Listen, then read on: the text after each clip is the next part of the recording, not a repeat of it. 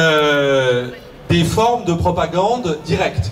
Genre, à deux mamans, papa porte une robe. Et ces choses-là existent. Il y a aussi des formations qui, avant, s'appelaient formation à la théorie du genre, qui maintenant s'appellent formation à l'égalité. Alors maintenant, le ministère vous dira, non mais voilà, c'est des exceptions, ça n'existe pas, c'est une rumeur. Et effectivement, au lycée, au collège, c'est assez rare. Il y a la formation sur le gender, il y en avait une pour toute l'Académie de Versailles, avec 25 places. Donc on peut dire, ah ben non, mais il y a très peu de choses, c'est des originaux, c'est des gens un peu bizarres. Bon, alors c'est plus compliqué que ça.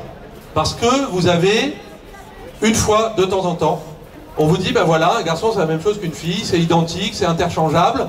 Et puis, ben, un père et une mère, c'est aussi interchangeable. Et donc, si c'est le copain de la personne qui a acheté l'enfant, eh bien c'est la même chose que le père ou la mère. Bon.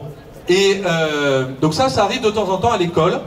Mais la forme la plus fréquente, et vraiment très fréquente, de propagande au collège et au lycée, c'est la propagande par le silence.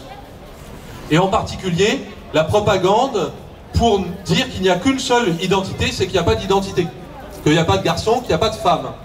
Et alors comment est-ce qu'on fait pour mettre ça dans la tête des enfants sans qu'ils s'en rendent compte?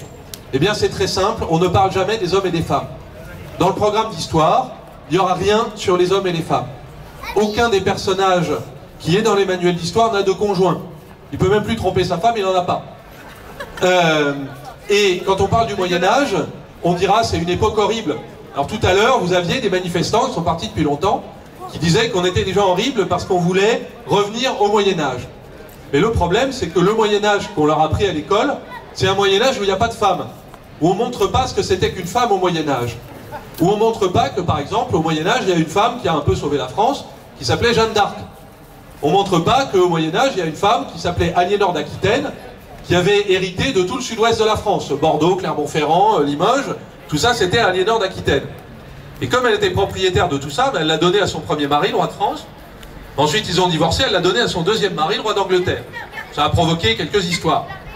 Et donc, on oublie complètement que, dans le passé, eh bien, c'était pas l'époque obscure de l'oppression, etc., mais que vous aviez des vrais hommes et des vraies femmes qui étaient différents sans être inégaux.